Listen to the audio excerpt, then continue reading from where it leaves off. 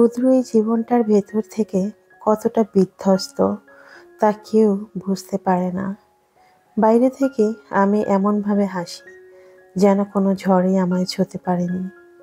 মনে হয় পৃথিবীর আলো আমাকে নীরবে সাহস যোগায় প্রতিটি সকালে। যদিও অন্তরের অন্ধকারগুলো প্রতিদিনই আমাকে একটু একটু করে ভেঙে দেয়, তবুও আমি হাসি, এমনভাবে হাসি যেন সত্যিই জীবনটাকে উপভোগ করছি। সমুদ্রের তীরে দাঁড়িয়ে ঢেউয়ের গর্জনের মাঝেও নিজেকে খুঁজে পাচ্ছি। বাস্তবের ভারী ব্যথাগুলো লুকিয়ে রাখি বুকের গভীরে নিঃশব্দে। সবাইকে দেখাতে হয় সেই মুখটাই যা দেখে কেউ বোঝে না ভেতরের যুদ্ধ। তাই নিজেকে নতুন ভোরের আলোয় আবারও সামলে নেই ধীরে ধীরে। ভাবি হয়তো আগামীকাল একটু বেশি সহজ হবে আমার জন্য। হয়তো ক্লান্ত হৃদয়ে নরম কোনো শান্তি এসে ছুঁয়ে যাবে নিভৃতে। হয়তো জমে থাকা দুঃখগুলো একদিন ঢেউয়ের মতো দূরে মিলিয়ে যাবে। হয়তো একটুখানি আশা আবারও বুকের ভেতরে আলো জ্বালাবে। আমি থেমে যাই না, নিজেকে নিয়ে প্রতিদিনই নতুন করে হাঁটা শুরু করি। এভাবেই রাত শেষ হয়ে দিনের আলো ফোটে, আবার নতুন আরেকটি রাতের আঁধার নেমে আসে। একটা জীবন এভাবে পার হয়ে যায়, মনে নিয়ে হাজারো না বলা কষ্টগুলো। সুপ্রিয় দর্শক, আসসালামু আলাইকুম। আমি লাকি, ঢাকা থেকে বলছি। লাকিস মিনি ওয়ার্ল্ডের পক্ষ থেকে আপনাদের সবাইকে শুভেচ্ছা জানাচ্ছি। কাছে কিংবা দূরে, দেশ এবং দেশের বাহিরে যে যেখান থেকে আমার আজকের ভিডিওটি দেখছেন কিংবা দেখছেন না, আশা করছি আল্লাহ পাকের অশেষ রহমতে আপনারা সবাই খুব ভালো আছেন।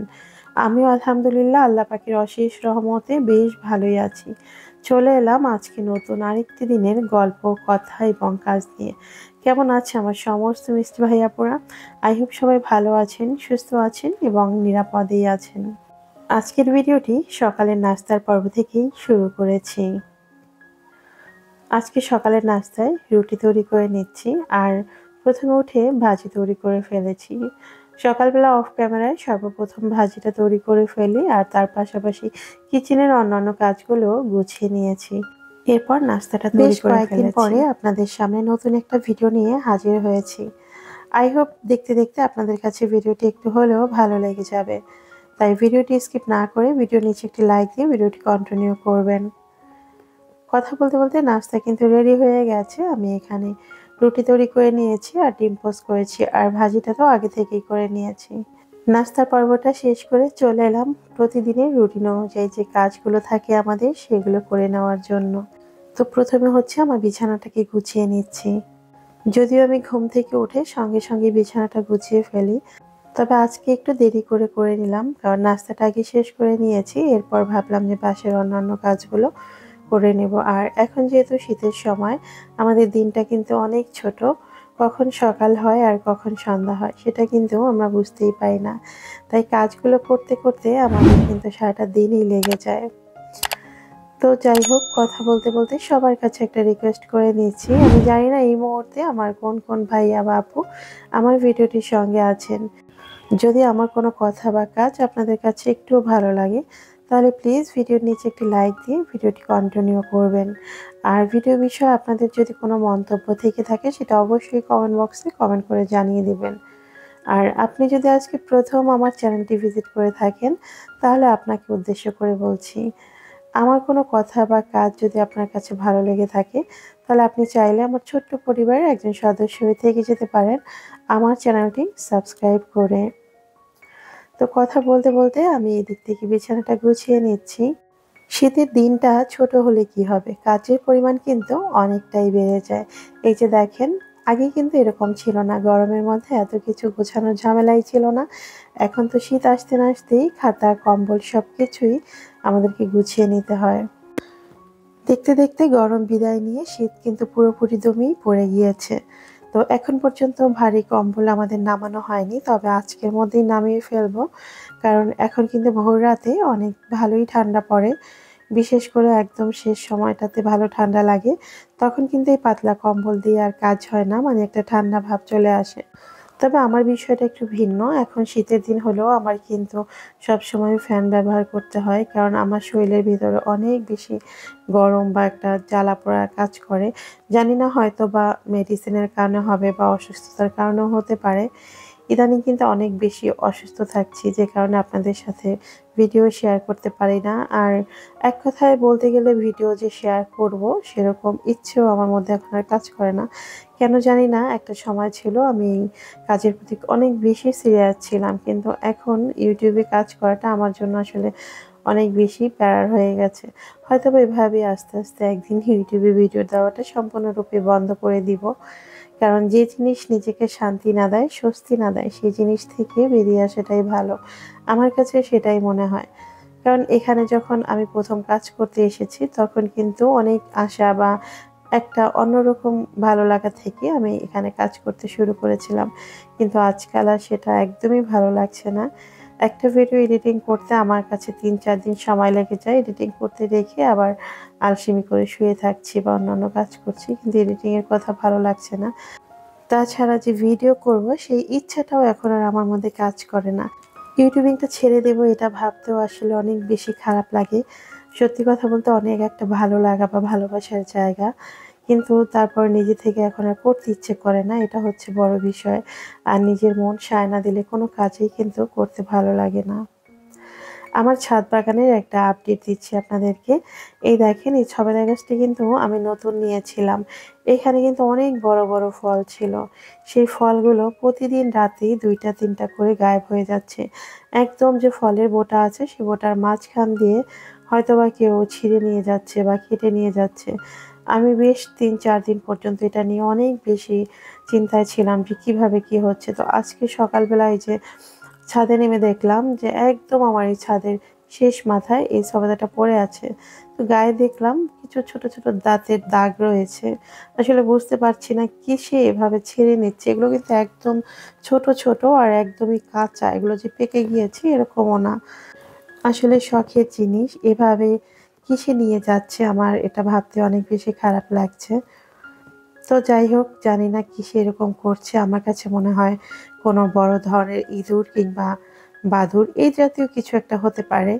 এছাড়া তো এখান থেকে কোনো মানুষের পক্ষে ফল পেড়ে নেওয়া সম্ভব না।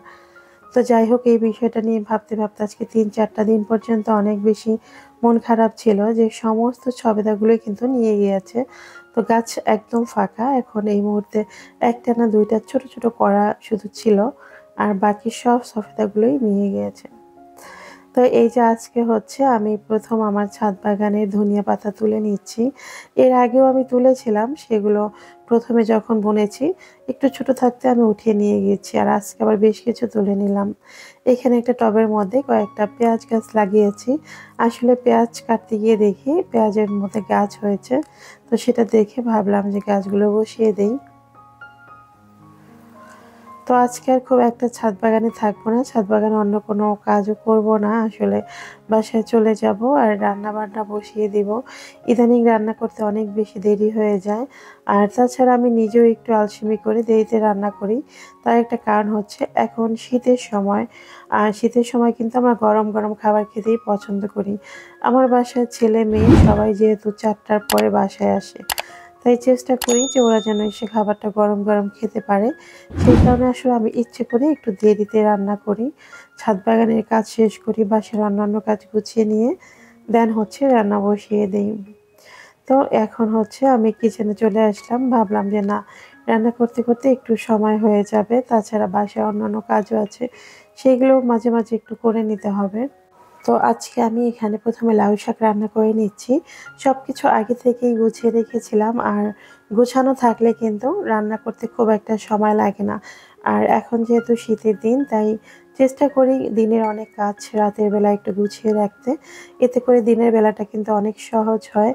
তা না হলে দিনের বেলায় কাজ করে কিন্তু সময়টা ঠিকঠাক পাওয়া যায় না, বা নিজেকে যে একটু সময় দেওয়া বা নিজের যত্ন নেওয়া, সেগুলো কিন্তু আর হয় না। এমনিতেও আমরা গৃহিণীরা সংসারের কাজ করে নিজেকে সময় দেওয়া বা নিজের যত্ন নেওয়া, সেটা কখনোই পারি না। আমি জানি না আপনারা পারেন কিনা। আজকাল তো এমন অবস্থা হয়েছে, সারাদিন কাজ শেষ করে সময় পেলেই শুয়ে থাকি। মানে এটা হয়তোবা শারীরিকভাবে অসুস্থ থাকার কারণেই এই সমস্যাটা বেশি ফেস করছি। আর অনেক বেশি মন মানসিকতাও খারাপ থাকে। কেন জানি না। নিজেকে অনেক বেশি চেষ্টা করি যে সবকিছুর সাথে মানিয়ে নেওয়ার জন্য। কিন্তু জীবনে এমন কিছু মুহূর্ত বা এমন কিছু জিনিস থাকে যেগুলো আসলে আমরা মেনে নিতে বা মানিয়ে নিতে এগুলো পারি না। আসলে হয়ে ওঠে না যত চেষ্টাই করি না কেন। ইদানিং অনেক বেশি খারাপ লাগে, অনেক বেশি, যেটা হয়তোবা ভাষায় প্রকাশ করতে পারবো না। এইজন্যই হয়তোবা অনেক কিছু থেকেই আমি আসলে দূরে সরে যাচ্ছি। এই যে দেখেন আমার শখের YouTube, সেটাও কিন্তু আমি আস্তে, আস্তে ছেড়ে দিচ্ছি। হয়তোবা একটা সময়ের পর আমি আর এখানে কোনো কাজই করব না। কারণ নিজের ভালো লাগার কিছু বিষয় থাকে। যে ভালো লাগাগুলো নষ্ট হয়ে গেলে সেখানে কিন্তু আর কখনো কোনো কাজ করা যায় না। তো যাই হোক, এই যে এখন যে কাজ করছি রান্না-বাড়া, সংসার, এক কথায় বলতে পারেন সংসার যেহেতু করছি বা সংসার আমাদের জন্য বাধ্যবাধকতা, ভালোবাসা যাই বলেন না কেন করতে হবে তাই করছি। কিন্তু সত্যি বলতে মাঝে, মাঝে ইচ্ছে করে যে সবার ছুটি আছে, আমার কেন ছুটি নেই? আমারও ইচ্ছে হয় মাঝে, মাঝে যে একটু ছুটি হোক বা সংসার থেকে একটু দূরে কোথাও যাই। কিন্তু সেটা আর হয়ে ওঠে না। আসলে নারীদের জীবনটাই মনে হয় এমন। সংসারের সাথে নিজেকে মানিয়ে নেওয়া আর নিজের মনের বিরুদ্ধে গিয়েও অনেক কাজ করা।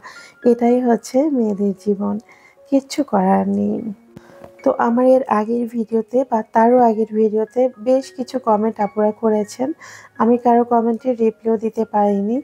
এজন্য আমি আন্তরিকভাবে সবার কাছে ক্ষমা চেয়ে নিচ্ছি। আসলে এই যে বললাম মন মানসিকতা বা শারীরিক সমস্যা সব মিলিয়ে আসলে ভালো নেই বা ভালো লাগছে না। সে কারণে কাউকেই কিন্তু আমি রেসপন্স করিনি বা রিপ্লাই দেইনি। তো এজন্য আসলে আপনারা কেউ কিছু মনে করবেন না।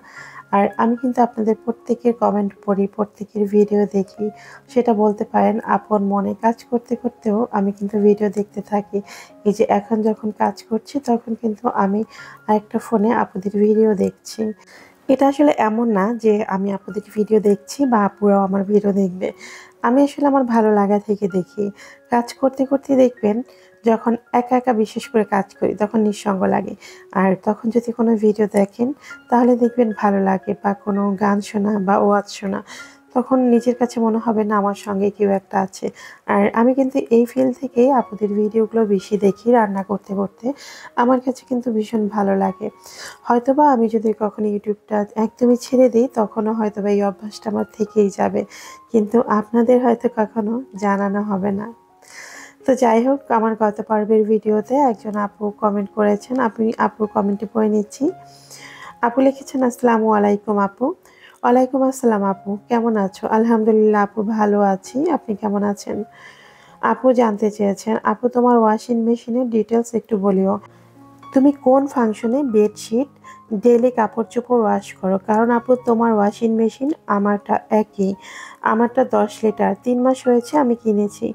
ওয়াশিং মেশিনের ড্রাম কয় মাস পর, পর ওয়াশ করো? ২ দিন পর, পর কাপড়-চোপড় ওয়াশ করি। আপু গন্ধ বাহিরে এক ধরনের ড্রাম থেকে। কি করলে আপু গন্ধটা দূর হবে? ভিডিওর মাধ্যমে একটু দেখিয়ে দিও আমাদেরকে। প্লিজ আপু। ধন্যবাদ আপু এত সুন্দর করে একটা গুরুত্বপূর্ণ কমেন্ট করার জন্য। আমার অনেক আপুরাই আছেন যে ওয়াশিং মেশিন ব্যবহার করেন কিন্তু ঠিকঠাক পরিচর্যা করে না। যার কারণে ওয়াশিং মেশিনের ভেতর থেকে একটা গন্ধও আসে। এটা সত্যি। আমি যখন ১ম ইউজ করেছি তখন কিন্তু আমিও এই ধরনের একটা বিপত্তিকর অবস্থায় পড়েছিলাম। আমার কাছেও বিষয়টা অনেক বেশি খারাপ লেগেছিল যে হঠাৎ করে কেন এরকম গন্ধ আসবে। তো তারপর আমি যখন এখন ব্যবহার করতে, করতে অনেক কিছু আবিষ্কার করেছি। ইনশাআল্লাহ এখন আমার আর কোনো সমস্যা হয় না। বিশেষ করে এই যে গন্ধ এই জাতীয় সমস্যাটা ফেস করি না। তো আপু তুমি আসলে এটা ভিডিও আকারে দেখিয়ে দিতে বলেছ। তো আজকে আমি আসলে ভিডিও আকারে দেখাতে পারলাম না। ইনশাআল্লাহ আমি পরবর্তীতে চেষ্টা করব তোমাকে সম্পূর্ণ সবকিছু ডিটেইলে দেখিয়ে দিতে। তো আমি তোমার কমেন্টটি দেখে নিলাম। আশা করছি আমি পরবর্তীতে চেষ্টা করব তোমার রিকোয়েস্টটি রাখার জন্য। আর ওয়াশিং মেশিন কোথায় কি ব্যবহার করা যায় বা কিভাবে কি, সেটা কিন্তু অলরেডি আমার চ্যানেলে একটা ভিডিও দেওয়া রয়েছে। তুমি চাইলে সেটাও একটু দেখে নিতে পারো। আমি যখন ১ম ওয়াশিং মেশিন কিনেছিলাম তখনই আমি এই ধরনের একটা ভিডিও শেয়ার করেছিলাম। তারপর আমি তোমার জন্য নতুন করে আবার একটা ভিডিও তৈরি করে দিব। তবে সেজন্য একটু সময় লাগবে। কারণ আমি একটু শারীরিকভাবে অসুস্থ আছি। আসলে সেই কারণেই অনেক কিছু ইচ্ছে থাকলেও করতে পারছি না। তো ইনশাআল্লাহ তোমার রিকোয়েস্টটি আমি অবশ্যই রাখবো। তো রান্না বাড়ার পর্ব তো শেষ করে ফেলেছি, পাশাপাশি বাসার অনেক কাজ কিন্তু করেছি, সেগুলো একটু ভিডিও করিনি। ওই যে বললাম যে ইদানিং আমার ভিডিও করতে একদমই ভালো লাগে না, কেন জানি না, একদম মনে হচ্ছে ভেতর থেকে মনমরা হয়ে গেছি। আসলে এরকমটা কি শুধু আমারই হয় না, তোমাদেরও হয় মাঝে মাঝে? অবশ্যই কমেন্ট করে জানাবে। আর কি করলে আসলে আমি এখান থেকে বেরোতে পারবো বা মনটা একদম ফ্রেশ হবে, সেটা অবশ্যই কমেন্ট করে আপনারা জানাবে। তোমাদের পরামর্শ জানতে পারলে আমার কাছেও ভালো লাগবে। বেশ কয়েকদিন আগে কিন্তু তোমাদের সঙ্গে শেয়ার করেছিলাম আমি বেশ কিছু ড্রেস নিয়েছিলাম বাসায় পরার জন্য, তো সেগুলো অলমোস্ট তৈরি করে নিয়ে আসছি। তো আজকে তোমাদের ভাইয়া নিয়ে আসার পর আমি একটু চেক করছিলাম যে সব কিছু ঠিকঠাক আছে কিনা।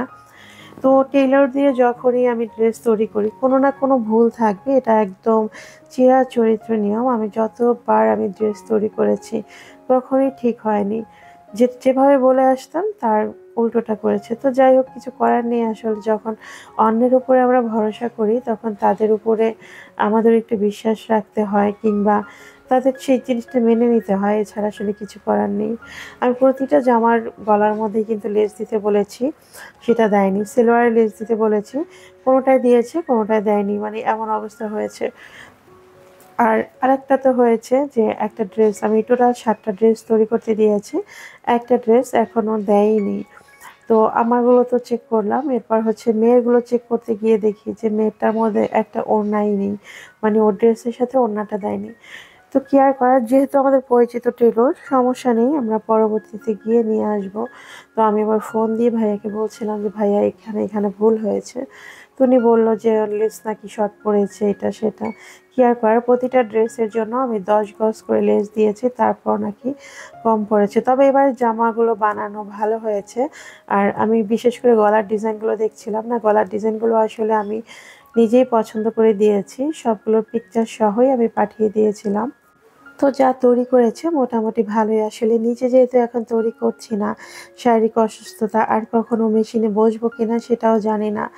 তো একটা সময় আসলে নিজের ভালো লাগা পছন্দ অনুযায়ী কাজ করার জন্যই আমি সেলাইয়ের কাজ শিখেছি। আর আজকে এমন অবস্থা, আমাকে কিনা ড্রেস বানাতে হচ্ছে হাজার হাজার টাকা দিয়ে।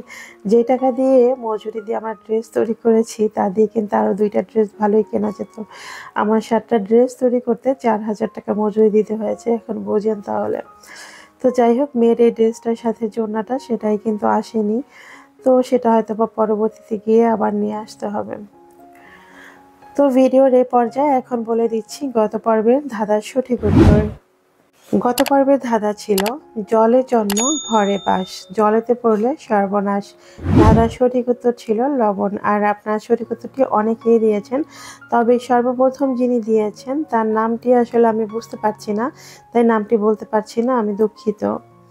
এখন বলে দিচ্ছি আজকের পর্বের ধাঁধা। আজকের ধাঁধা হচ্ছে যা দিবে তাই খাবে, পানি দিলে মরে যাবে। আশা করছি আমার বুদ্ধিমান ভিউয়ার্সরা খুব দ্রুতই কমেন্ট বক্সে সঠিক উত্তরটি জানিয়ে দিবেন। আর আপনারা যারা কমেন্টে ধাঁধার উত্তরটি দিবেন সঠিক, তারা তাদের নামটি নিচে লিখে দিবেন, তাহলে হয়তোবা আমার বুঝতে সুবিধা হবে। তো যাই হোক, দেখতে দেখতে আমি ভিডিওর একদম শেষ প্রান্তে চলে এসেছি। আজ এখানেই বিদায় নিচ্ছি, দেখা হবে আগামী পর্বে। ততক্ষণ আপনারা সবাই ভালো থাকবেন, সুস্থ থাকবেন। আল্লাহ হাফিজ, আসসালামু আলাইকুম।